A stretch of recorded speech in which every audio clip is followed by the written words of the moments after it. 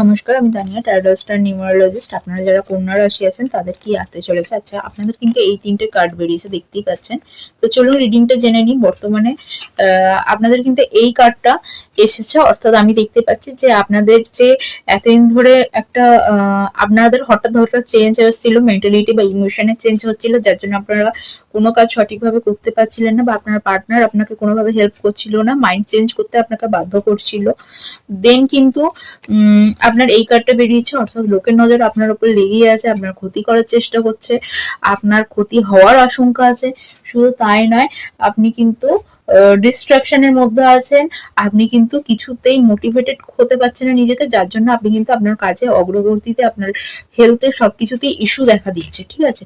দেন কিন্তু অবশেষে এই কাজটা এসছে, এটা কি করলে আসবে সেটা আমি আপনাকে জানিয়ে দিচ্ছি। আপনাকে কিন্তু প্রচুর ফাইন্যান্সিয়াল অপরচুনিটি আসবে, ম্যানিফেস্টেশন করতে হবে, ভগবানের কাছে প্রে করতে হবে,